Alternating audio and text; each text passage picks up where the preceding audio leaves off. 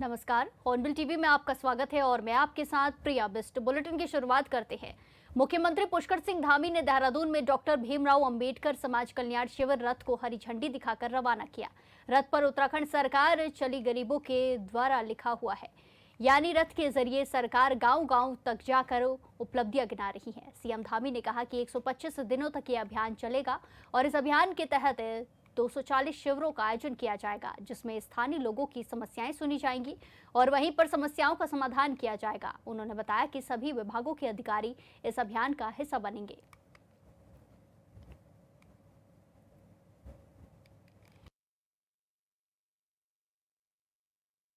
देखिए, ये एक बहुत अच्छा अभियान प्रारंभ हो रहा है और इस अभियान के माध्यम से उत्तराखंड सरकार चली गरीब के द्वार 125 दिनों तक ये अभियान चलेगा।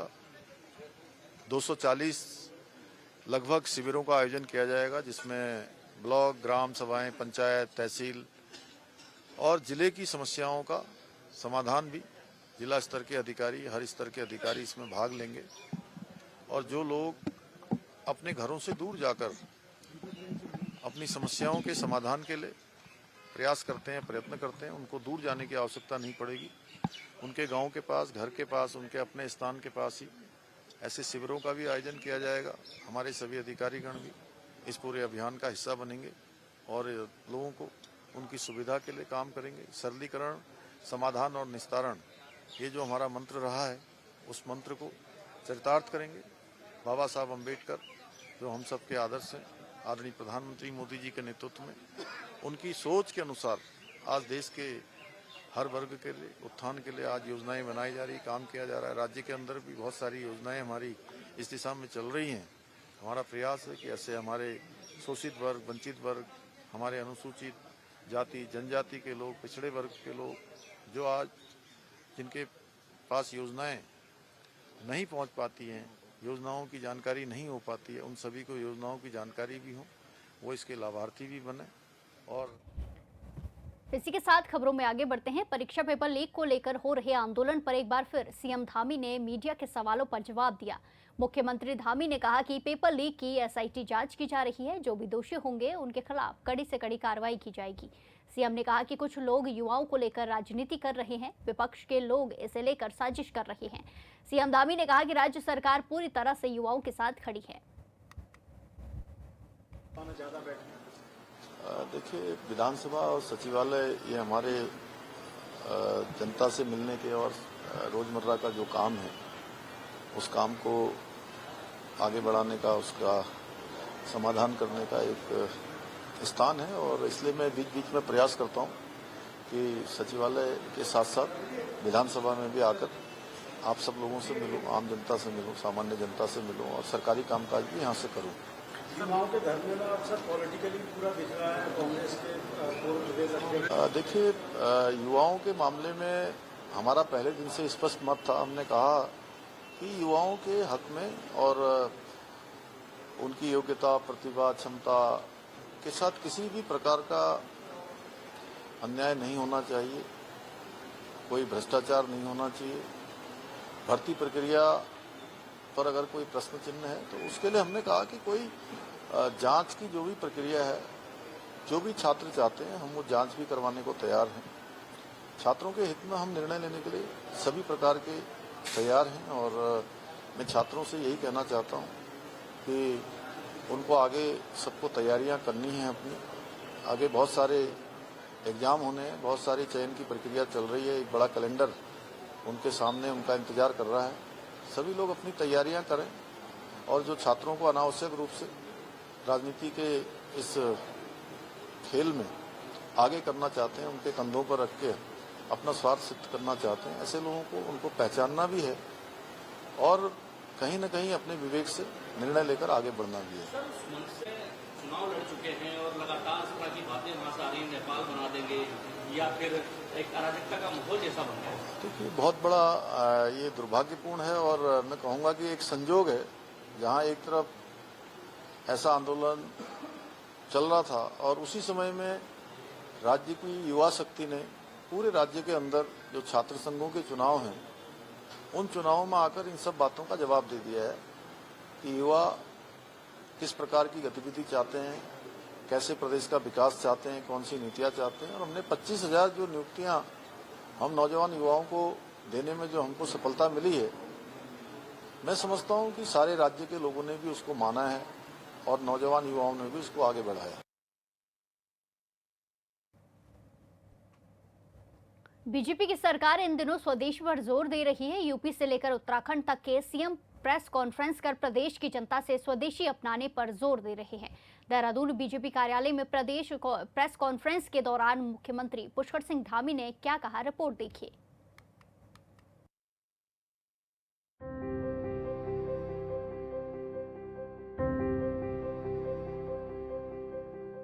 देहरादून प्रदेश कार्यालय में आयोजित कार्यक्रम में सीएम धामी ने घर घर स्वदेशी का लोगो लॉन्च किया। मीडिया से संवाद के दौरान उत्तराखंड के सीएम पुष्कर सिंह धामी ने कहा कि स्वदेशी केवल एक नारा नहीं बल्कि आत्मनिर्भर और विकसित भारत की नींव है। ये प्राचीन काल से सनातन संस्कृति की हमारी जीवन पद्धति है। ये स्वदेशी केवल एक नारा नहीं है बल्कि आत्मनिर्भर भारत का संकल्प है। और जो प्रधानमंत्री जी ने 2047 में विकसित भारत का संकल्प पूरे देश के समक्ष रखा है, उसको मजबूत करने का, उसके मार्ग को प्रशस्त करने का एक सबसे बड़ा माध्यम है। और ये हमारे प्राचीन काल से ही सनातन संस्कृति की हमारी जो जीवन पद्धति है, वो जीवन पद्धति हमारी स्वदेशी की रही है। और स्वदेशी का संकल्प हमारे छोटे कारीगरों को, किसानों को, उद्यमियों को, स्थानीय उत्पाद बनाने वाले ऐसे लोग जो स्वयं का रोजगार करते हैं, अपने रोजगार से, अपने साथ साथ अनेक लोगों को स्वरोजगार से, काम धाम से, व्यापार से, हर प्रकार से मजबूत करते हैं। मुख्यमंत्री धामी ने कहा कि प्रधानमंत्री नरेंद्र मोदी ने 2047 तक विकसित भारत का जो संकल्प लिया है, उस संकल्प को पूरा करने में प्रदेश में चल रही स्वदेशी अभियान सहायक सिद्ध होगा। स्वदेशी का संकल्प केवल आर्थिक मजबूती का साधन नहीं बल्कि मातृभूमि के प्रति हमारा प्रेम और समर्पण है। स्वदेशी का संकल्प ये केवल आर्थिक मजबूती का साधन नहीं है बल्कि हमारी मातृभूमि के प्रति हमारा समर्पण भी है, हमारा लगाव भी है, हमारा प्रेम भी है। और जब हम स्वदेशी अपनाते हैं तो न केवल हम स्वदेशी अपनाते हैं, स्वदेशी वस्तुओं का उपयोग करते हैं, बल्कि ये हमारा अपनी मिट्टी और देश से भी हम जुड़ते हैं, बल्कि अपनी अर्थव्यवस्था को मजबूती भी प्रदान करते हैं। आप सभी देख रहे होंगे जिस प्रकार से अभी अभी जीएसटी के स्लैब्स में जो एक बड़ा रिडक्शन हुआ है। सीएम धामी का कहना है कि आज स्वदेशी का स्वरूप केवल खादी और दियों तक सीमित नहीं है। ब्रह्मोस मिसाइल, तेजस विमान, सेमीकंडक्टर, डिजिटल इंडिया और यूपीआई जैसे आधुनिक तकनीक तक फैल चुका है। इसका प्रभाव ऑपरेशन सिंदूर के तहत पाकिस्तान के अंदर आतंक के ठिकानों को ध्वस्त करने तक दिखाई देता है। आज स्वदेशी का स्वरूप केवल खादी और दियों तक ही सीमित नहीं है, बल्कि अभी अभी हमने ऑपरेशन सिंदूर के दौरान देखा कि हमारे देश में स्वदेशी निर्मित ब्रह्मोस मिसाइल उसने पाकिस्तान के अंदर पूरी तरह से उनके सभी जो प्रमुख संस्थान थे, प्रमुख हवाई अड्डे थे, उनके डिफेंस के स्थान थे, सैन्य छावनियां थी या उनके एयरफोर्स के जितने भी बड़े स्थान थे, उन सभी को पूरी तरह से ध्वस्त किया। और इसने स्वदेशी की ताकत और आत्मनिर्भर भारत की ताकत, भारत की शक्ति से पूरी दुनिया को परिचित कराने का काम किया। इसके अतिरिक्त तेजस विमान है, सेमीकंडक्टर है, डिजिटल इंडिया, यूपीआई जैसी आधुनिक तकनीकी तक भी आज फैल चुका है।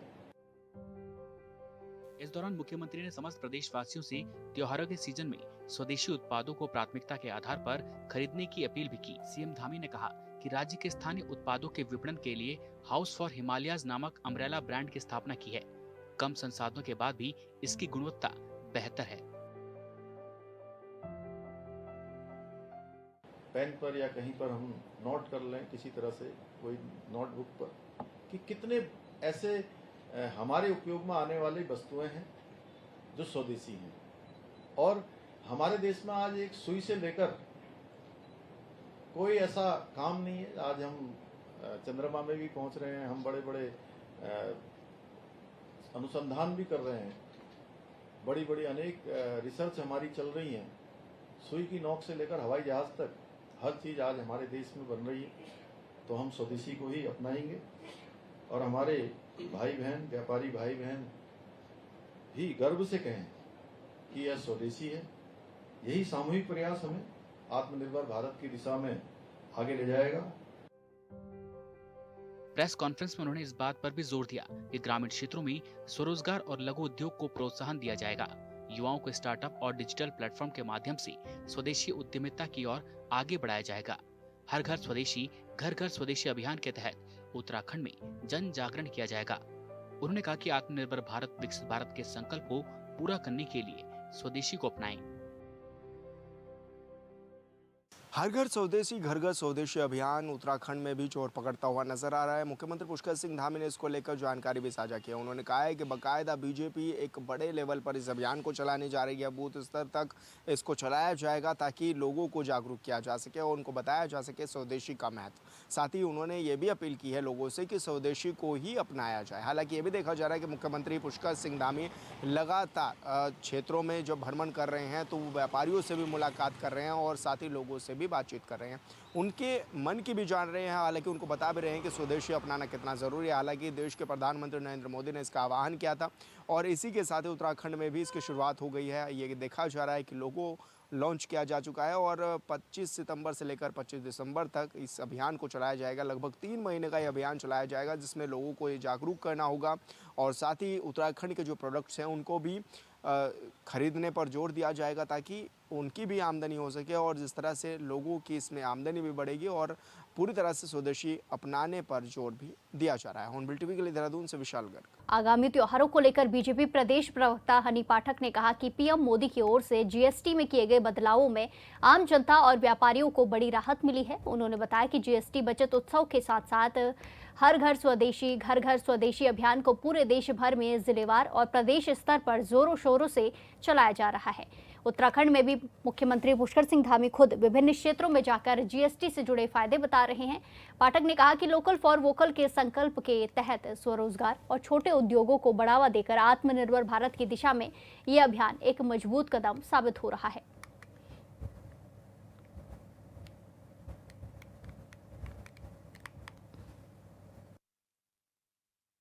देखिए, इस बार त्योहार में जिस प्रकार से हमारे देश के यशस्वी प्रधानमंत्री श्री नरेंद्र मोदी जी ने जीएसटी का तोहफा दिया है हमारे पूरे भारतवासियों को, उसको लेकर हमारे प्रदेश के जनता में बहुत ही ज्यादा उत्साह देखने को मिल रहा है और उसी के क्रम में लगातार जीएसटी बचत उत्सव के साथ हर घर स्वदेशी, घर घर स्वदेशी का अभियान चलाया जा रहा है जो एकदम पुरजोर तरीके से हर जिले में जिलेवार चल रहा है, हर प्रदेश में चल रहा है। उसी क्रम में हमारे उत्तराखंड में भी इसकी लगातार कवायद जारी है। हर क्षेत्र में जाकर हम स्वयं मुख्यमंत्री श्री पुष्कर सिंह धामी जी जीएसटी से जुड़े फायदे बता रहे हैं, व्यापारियों से मुलाकात कर रहे हैं। इस बार त्योहारों में ये जीएसटी में आए बदलाव के कारण क्या क्या फायदा मिल रहा है दुकानदारों को भी, जनता को भी, उसका भी फीडबैक लिया जा रहा है। और देखिए, घर घर स्वदेशी, हर घर स्वदेशी के अभियान की जो शुरुआत हमारे यशस्वी प्रधानमंत्री श्री नरेंद्र मोदी जी ने काफी पहले से जो शुरू किया था लोकल फॉर वोकल के रूप में, तो इन सब चीजों को देखते हुए जो स्वरोजगार करने वाले लोग हैं, जो छोटे छोटे उत्पाद निर्माण करने वाले लोग हैं, उनको किस प्रकार से बढ़ावा दिया जाए जिससे वो आत्मनिर्भरता की ओर लगातार बढ़ते जाए, उसको लेकर जो स्वदेशी अभियान है उसके तहत जो खुद के बनाने वाले चीजें हैं, सामान हैं, उत्पाद हैं, उसको जब मार्केट में लाया जाएगा तो इससे आम जनता को काफी लाभ प्राप्त होगा और स्वरोजगार करने वाले युवाओं को, महिलाओं को भी काफी लाभ प्राप्त होगा। उत्तराखंड में हाल ही में संपन्न हुए छात्र संघ चुनाव को लेकर प्रदेश की राजनीति में नई हलचल देखी जा रही है। चुनावी नतीजों ने स्पष्ट कर दिया है कि राज्य की युवा शक्ति किस प्रकार की नीतियां और विकास की दिशा चाहती है। मुख्यमंत्री पुष्कर सिंह धामी ने कहा है कि दुर्भाग्यपूर्ण संयोग है कि एक और आंदोलन चल रहा था और उसी दौरान युवाओं ने लोकतांत्रिक तरीके से अपनी सोच का जवाब दिया। उन्होंने कहा कि सरकार ने 25,000 नियुक्तियां देकर युवाओं को अवसर उपलब्ध कराए हैं और इस प्रयास को पूरे राज्य में सराहना मिली है।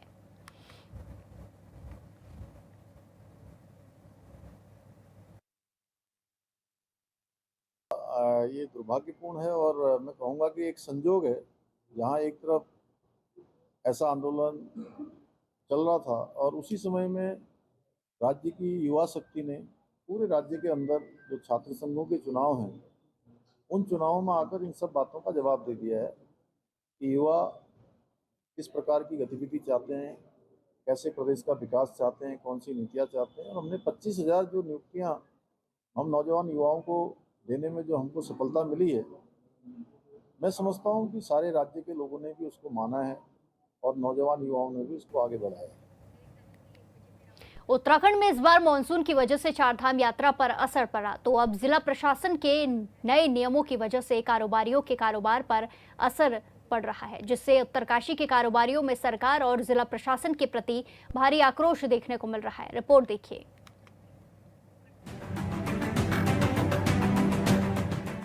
उत्तरकाशी के धराली क्षेत्र में आई भीषण आपदा के बाद अब एक बार फिर चारधाम यात्रा तो शुरू कर दी गई, लेकिन यात्रियों के नहीं रुकने से स्थानीय लोग परेशान हैं। भटवाड़ी से लेकर गंगोत्री तक के रेस्टोरेंट मालिकों के साथ होटल व्यवसाय से जुड़े लोग यात्रियों के नहीं रुकने के कारण घाम ताप रहे हैं। मुख्य आय का स्रोत यही रहता है कि ये सेब बेच के या जो खाने पीने को लेके यात्री रुकते हैं, इसी से चल पाता है। ये सारी चीज़ें बंद हो रखी है। दूसरी चीज़ यहाँ पे क्या होती थी कि यात्री आते थे तो लोग अलग से ठेली वगैरह लगा के सेब बेचा करते थे, वो चीज़ भी बंद हो रखी है, जिसकी वजह से काफ़ी ख़राब है स्थिति। यहाँ पे लगभग बिल्कुल भी दिन में यात्री रुकने का नाम नहीं लेता है। यहाँ से गाड़ी घुमाई उन्होंने, उसी सीधे उत्तरकाशी को चले जाते हैं, जो कि काफ़ी ख़राब असर डाल रहा है और ये स्वतंत्र रूप से चालू होनी चाहिए। 5 अगस्त को आई धराली की आपदा के कारण टेक्नोर क्षेत्र का जनजीवन पूरी तरह से अस्त व्यस्त हो गया था। आपदा के कारण गंगोत्री और यमुनोत्री की यात्रा रोक दी गई थी, लेकिन अब यात्रा फिर से संचालित है। लेकिन होटल व्यवसाय से जुड़े लोगों और सामाजिक कार्यकर्ताओं का आरोप है कि यात्रा सिर्फ आपदाओं के नाम पर डराकर करवाई जा रही है। सुक्की से लेकर के धराली तक हर दुकानदार, मेरे जैसे फड़बाज, मेरे जैसे जो टिपरी पे बैठने वाला है, वो 4 से 5 लाख का सेब बेचता है। इस बार ऐसे हालात हैं कि मैं कह रहा हूँ एक दिन में 500 से 400 रुपये की, 1000 रुपये की बिक्री होने में मुश्किल है। मैं झूठ नहीं बोलूँगा, मैं दिल पे हाथ रख के मैं कहता हूँ कि यात्रा बिल्कुल शून्य है। रोड की हालत आपने देखी है, बड़ी बस आने के लिए मैं स्वयं उत्तरा से आया हूँ, रोड की हालत बड़ी ख़राब है। मैं BRO, भारत सरकार की एजेंसी है, BRO से निवेदन करूँगी रोड को थोड़ा बढ़िया बना दें। रोड बिल्कुल गड्ढे में है और आपने देखा है कि यात्री आने से डर रहा है और यात्री जो अभी आ रहा है वो कह रहा है हमें निकलना है। बहुत कम मात्रा में यात्री आ रहे हैं। तो मैं पुनः एक बार कहूँगा कि हमारे जो सेब है इस बार बिक्री बहुत कम है। कारोबारियों का आरोप है कि गंगोत्री धाम के मुख्य पड़ाव हीना बैरियर पर यात्रियों को रोका जा रहा है, जिसके कारण यात्री बीच में पड़ने वाले किसी भी पड़ाव पर नहीं रुक रहे। वहीं स्थानीय होटल व्यवसाय का कहना है कि सरकार लगातार अनदेखी कर रही है। आपदा के बाद सड़कें पूरी तरह से तहस नहस हो गई थी, मगर अब जब मार्गों को खोल दिया गया है तो फिर हीना बैरियर के पास यात्रियों को क्यों रोका जा रहा? 5 अगस्त 2025 को धराली में आपदा घटित हुई थी, जो है प्राकृतिक रूप से हुई थी, ये हम समझ सकते हैं। लेकिन आज आपदा के 54वें दिन बाद भी हालात जस के तस हैं। सड़कों पर जो 2-4 दिन बाद सड़क खोली गई थी वो आंशिक रूप से थी और अस्थायी थी, और अब जो है हालात जो है पूर्ण रूप तरीके से अच्छे हैं, वेदर अच्छा है, लेकिन यात्रा जो है स्वतंत्र रूप से नहीं चल रही है और किसी तरीके का जो है प्रावधान है नहीं अब मौसम की तरफ से। और फिलहाल जो यात्रा छोड़ी गई है प्रशासन की तरफ से, उसमें पहले तो स्थानीय टैक्सी के माध्यम से यात्रा कराई गई, एक तरीके की गुंडागर्दी में से कहूँगा, है ना। उसके बाद से दोबारा जो यात्रा छोड़ी गई तो उसमें छोटी गाड़ियाँ और आज से आपका बसें भी छोड़ी गई, लेकिन इसमें आपका समय का एक प्रतिबंधन लगाया गया है, जिसमें आपका हीना से उत्तरकाशी से ये लोग 1 बजे के बाद गाड़ियाँ ऊपर नहीं छोड़ रहे हैं और गंगोत्री धाम से करीब जो समय है वो 3 बजे के बाद वापस नहीं छोड़ रहे हैं। पर्यटक स्थलों पर यात्रियों के नहीं रुकने से होटल कारोबारियों को काफी नुकसान पहुंच रहा है। होटल व्यवसाय से जुड़े लोगों का कहना है कि 2 बजे के बाद यात्रियों को आने नहीं दिया जा रहा और यात्रियों को मिसगाइड किया जा रहा है, जिसके कारण होटल व्यवसाय से जुड़े लोगों में नाराजगी है। आपने हमारी सुनने के लिए आप यहाँ पे आए हैं। हम पूरे इस घाटी में लोग परेशान हो रखे हैं। आप देख रहे होंगे पूरे घाटी सूनी पड़ी हुई है, कोई भी यहाँ पे यात्रा नहीं चल पा रही है। इसका रीजन है, पहले तो बसों का नहीं था, अब इन्होंने बसों को आज से अलाउड कर दिया है। उसके अलावा इन्होंने क्या कर रहा है कि हीना पे एक चेक पोस्ट बनाया हुआ है जहाँ पे लोगों को मिसगाइड कर रहे हैं कि 1 बजे के बाद आपको जो है एंट्री नहीं है ऊपर जानी। अब आप बताइए, कोई कस्टमर अगर बड़कोट से चलेगा सुबह, वो यहाँ तक पहुँचने में कितना टाइम लगेगा उसको? वो तो 1 बजे तक उत्तरकाशी नहीं पहुँच पाएगी, फिर घाटी में कैसे आएगा वो? दिन में कस्टमर कोई आ भी रहा है, रात को वहाँ होल्ड कर रहा है, सुबह चल रहा है, वो सीधे डायरेक्ट गंगोत्री रुक रहा है, जैसे तैसे वहाँ दर्शन कर रहा है और सीधे चल रहा है। घाटी में कोई खाने के लिए भी नहीं रुक रहा। आप देख रहे होंगे तमाम होटलें खाली पड़ी है। अब बताओ ऐसे में कैसे हम लीज देंगे? हमारे ऊपर इतनी आफत आई हुई, लीज कहाँ से देना है? बिजली का बिल पेंडिंग है, कहाँ से देंगे आप लोग हमें इस चीज़ का बताइए कहाँ। और मैंने आपको बता देता हूँ, मैंने कई बार डीएम कार्यालय में फ़ोन किया उनके नंबर पे, डीएम मुझे वहाँ नहीं मिले। जितनी बार भी मैंने फ़ोन किया उनके पर्सनल नंबर पे करता हूँ, उस पर लगते नहीं, मेरे पास आज भी उनका नंबर है। दरअसल उत्तरकाशी में चारधाम यात्रा की वजह से हजारों लोगों का कारोबार जुड़ा हुआ है और मौजूदा स्थिति यह है कि यात्रियों को समय से जाने दिया जा रहा है और समय से लौटने को कहा जा रहा है। उत्तरकाशी से हॉर्नबिल टीवी के लिए दीपक नौटाल की रिपोर्ट। इसी के साथ खबरों में आगे बढ़ते हैं। बद्रीनाथ धाम में श्रद्धालुओं की संख्या बढ़ती जा रही है। बद्री धाम में श्रद्धालुओं का आंकड़ा 14 लाख पार कर चुका है। कपाट खोलने से लेकर अब तक करीब 14,04,000 तीर्थ यात्रियों ने भगवान श्री बद्री विशाल के दर्शन का पुण्य लाभ अर्जित किया है। वहीं बद्रीनाथ धाम के कपाट बंद होने की तारीख विजयदशमी को तय की गई है। कपाट बंद होने की तिथि तय करने हेतु बद्रीनाथ मंदिर परिसर में दोपहर बाद एक भव्य धार्मिक समारोह का आयोजन किया जाएगा, जिसमें धर्माधिकारी वेद पाठी पांचांग गणना के बाद श्री बद्रीनाथ धाम के कपाट बंद होने की तिथि तय करेंगे। बीकेटीसी मीडिया प्रभारी डॉक्टर हरीश गौड़ ने बताया कि विजयदशमी के अवसर पर श्री बद्रीनाथ धाम के कपाट बंद होने की तिथि तय करने और द्वितीय केदार श्री महामंदिरेश्वर और तीर्थ केदार तुंगनाथ के कपाट बंद करने की तारीख तय करने के लिए तैयारियां शुरू कर दी गई हैं।